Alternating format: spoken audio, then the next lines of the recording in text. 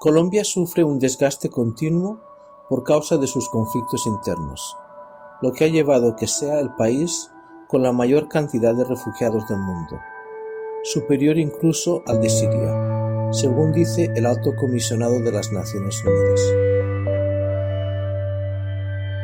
A ellos se le han unido los casi 2 millones de refugiados venezolanos.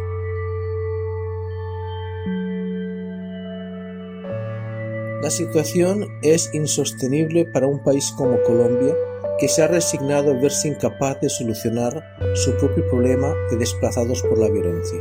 Los más sufridos, como siempre, son los niños, que además son inocentes y ajenos a la causa del conflicto. Dejando aparte las posibles soluciones políticas que nunca parecen llegar, la realidad es que el tiempo pasa y los niños se convierten en adultos sin haber disfrutado de una infancia. A temprana edad, siendo aún adolescentes, se convierten en padres, normalmente solo madres, ya sea por voluntad propia o no, y empiezan un nuevo ciclo. Es el pez que se muerde la cola. La situación de los padres se repite y aparecen nuevos niños que pasarán pronto a ser adultos sin haber tenido infancia. La formación académica a temprana edad les puede permitir llegar por lo menos a una formación profesional media.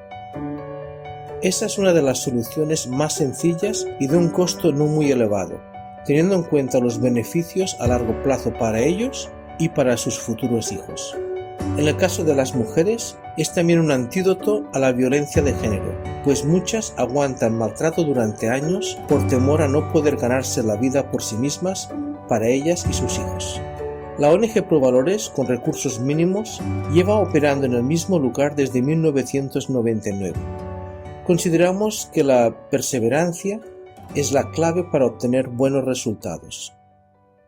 La ayuda puntual a un niño es cuestión de justicia social, pues es víctima de circunstancias completamente ajenas a él. El niño no tiene culpa de las decisiones de sus padres, ni de la política del país, o de la situación social en la que ha nacido. Pero más allá de socorrerle en el momento de necesidad, hay que pensar en todo su futuro, para lo cual se le da una formación que le permita valerse por sí mismo y forjarse una vida digna. Esta formación no puede ser una ayuda puntual, hay que acompañar al niño tan lejos como él pueda y quiera. Actualmente me encuentro estudiando psicología y pedagogía infantil. Mi cargo acá es colaborar con las tareas de los niños, con su desarrollo cognitivo y pedagógico y en la cocina. Estamos ubicados en Cajicá, un pueblo al norte de Bogotá, que desde hace décadas es receptor de desplazados por la violencia interna colombiana y desde hace poco de muchos venezolanos que llegan en masa con lo que tienen puesto.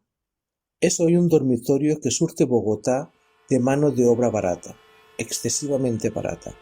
En el caso de las mujeres, reciben menos paga y al mismo tiempo llevan más carga porque tienen que cuidar a sus hijos y mantenerlos sin la ayuda de un esposo. Incluso hay abuelas que están cuidando a los nietos y trabajando y no saben dónde está ni el papá ni la mamá de los niños. Es ahí donde trabajamos, al lado de sus casas. Los niños están en la fundación mientras la madre sale a trabajar, que puede incluso estar hasta 4 horas en transporte público. Así los niños, en vez de estar todo el día solos en casa o deambulando por la calle, y en el caso de las niñas, corriendo riesgo de abuso sexual por parte de gente de confianza de la madre, están en la fundación. Mi niña es Natalie, la tengo acá porque ha cambiado mucho, su forma de ser muy agradable, es todo muy compañero, las profesoras me le han colaborado mucho. Aquí reciben sus 3 comidas básicas, además de recreación, valores, a veces ropa, juguetes, amor, cariño, pero de ninguna de estas cosas tan importantes nadie vive. Una de las cosas que más les puede ayudar, en especial a las niñas, a salir de un ciclo repetitivo de miseria, es educación académica continua. Por eso se les da refuerzo escolar, ayuda con los deberes escolares, clases extracurriculares de inglés, Very good, applause. matemáticas,